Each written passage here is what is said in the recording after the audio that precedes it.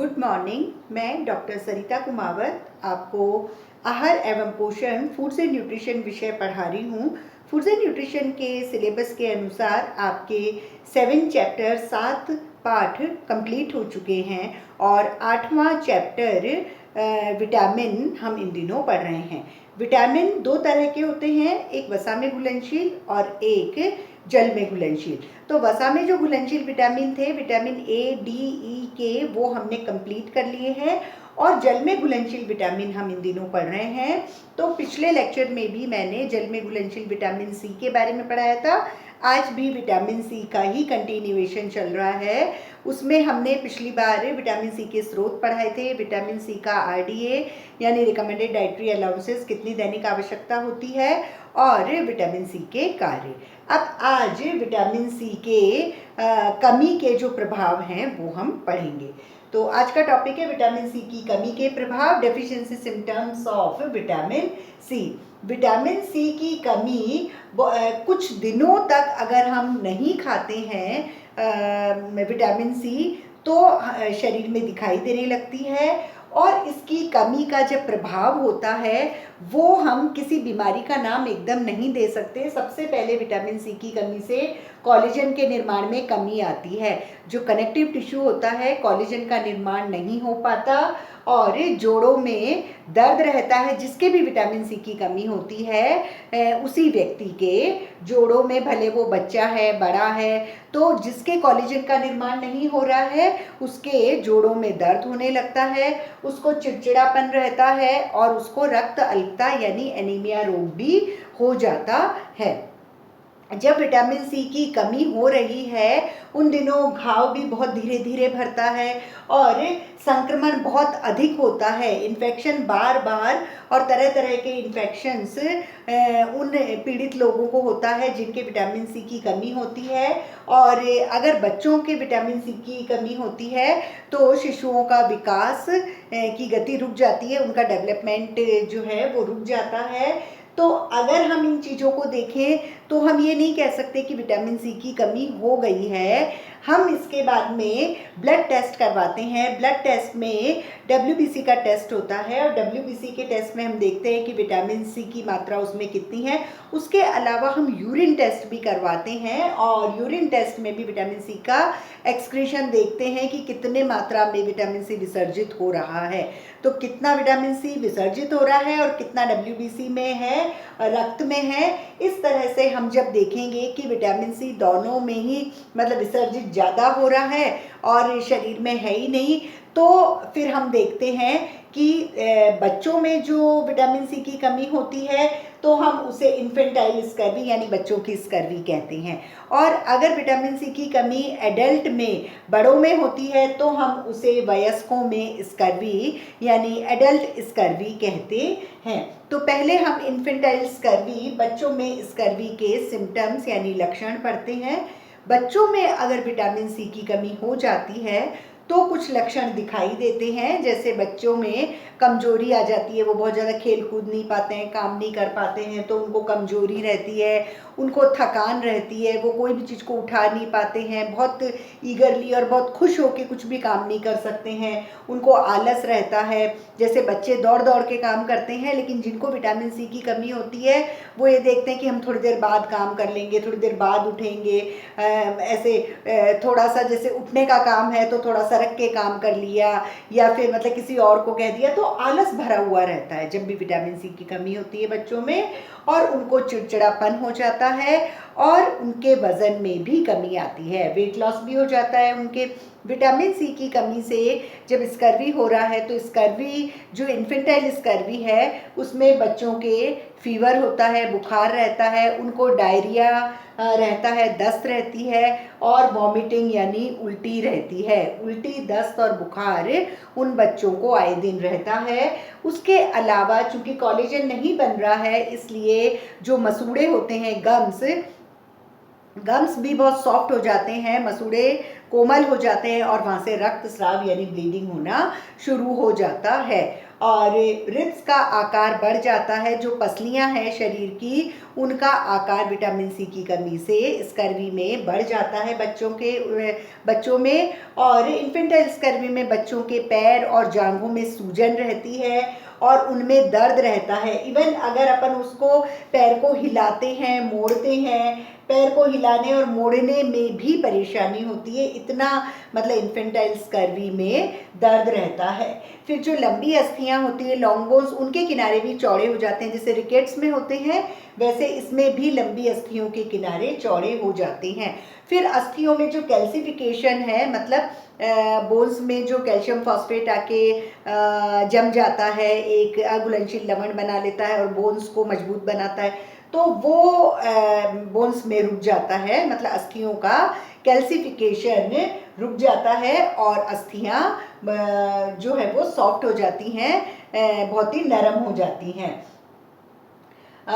जो ये बच्चों में स्कर्वी जब हो रही है तो आंतरिक रक्तस्राव भी हो जाता है, मतलब जो स्किन के नीचे रोम छिद्र के पास में ब्लीडिंग होना चालू होती है और वहाँ नीले चकत्ते जैसे पड़ जाते हैं और बच्चों का शरीर ऐंठने लगता है। अगर बहुत ज़्यादा विटामिन सी की कमी होती है तो फिर बहुत दिन तक अगर रहती है, विटामिन सी खिलाया ही नहीं, तो फिर बच्चों में शरीर उनका ऐंठन होना चालू हो जाता है और कई बार उनकी मृत्यु भी हो सकती है।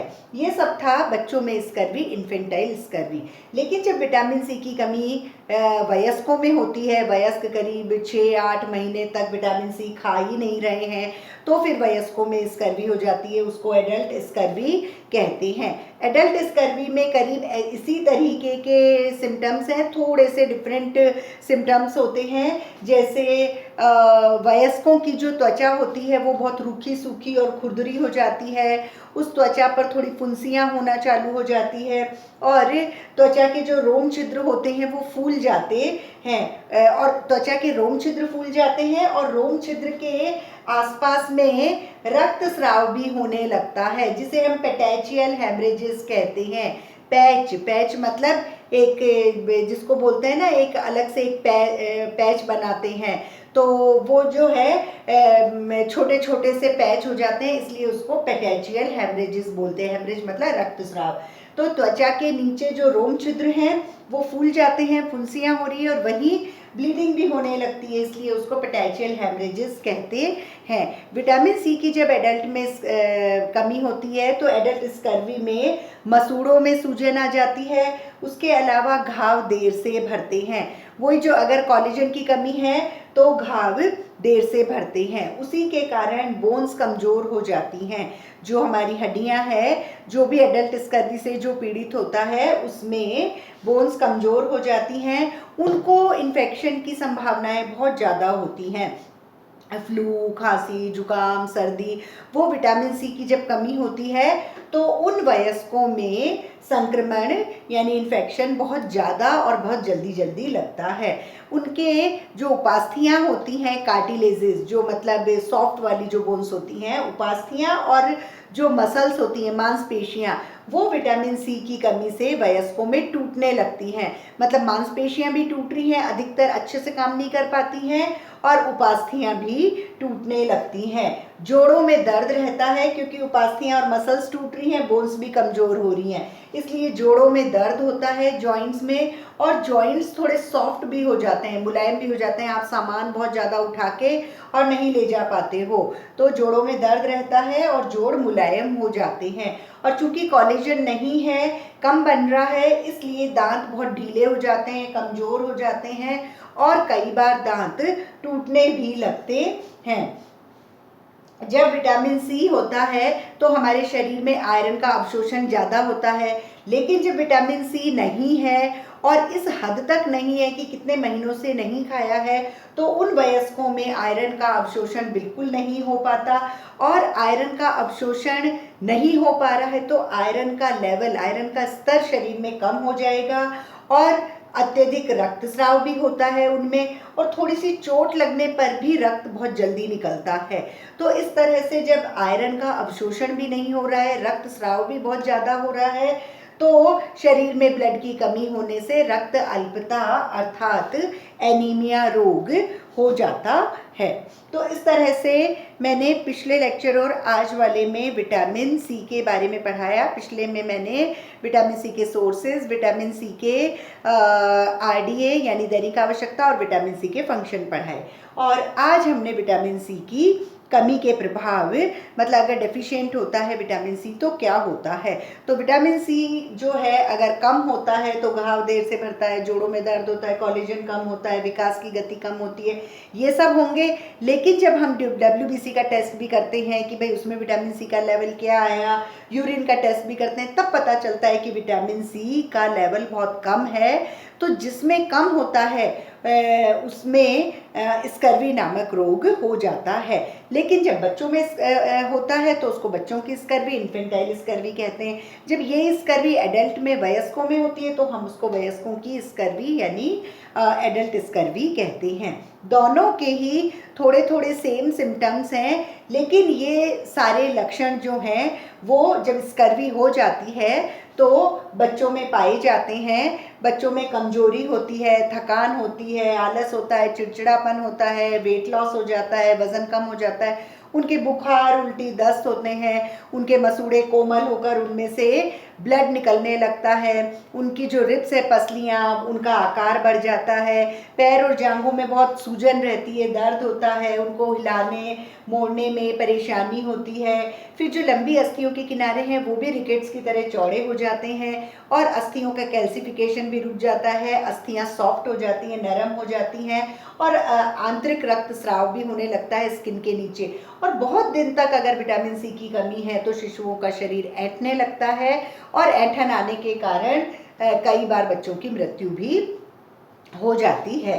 ये सब इन्फेंटाइल स्कर्वी के बारे में था। और नेक्स्ट है एडल्ट स्कर्वी। अगर वयस्क 6 से 8 महीने तक विटामिन सी नहीं खाते हैं तो वयस्कों में स्कर्वी हो जाती है, जिसे एडल्ट स्कर्वी कहते हैं। इसमें भी कुछ सिम्टम्स दिखाई देते हैं, जैसे जो वयस्क हैं उनकी त्वचा रूखी, सूखी और खुरदरी हो जाती है, उनकी त्वचा पर फुंसियाँ होने लगती है, उनके जो रोम छिद्र हैं वो फूल जाते हैं, रोम छिद्र के आसपास ब्लीडिंग होने लगती है, जिसे हम पेटैचियल हेमरेजेस कहते हैं।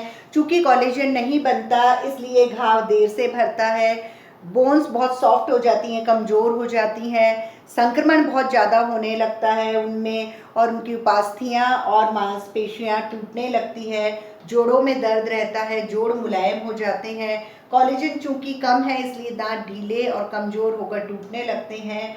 आयरन का अवशोषण नहीं होता क्योंकि विटामिन सी नहीं है। और अत्यधिक रक्तस्राव और अत्यधिक, जैसे ही चोट लगती है और रक्त निकलने लगता है तो रक्त की कमी से एनीमिया या रक्त अल्पता इन वयस्कों में हो जाती है जिनके स्कर्वी होती है। तो इस तरह से ये विटामिन सी के सोर्सेस, आरडीए, फंक्शन और डेफिशिएंसी सिम्टम्स कंप्लीट हुए हैं।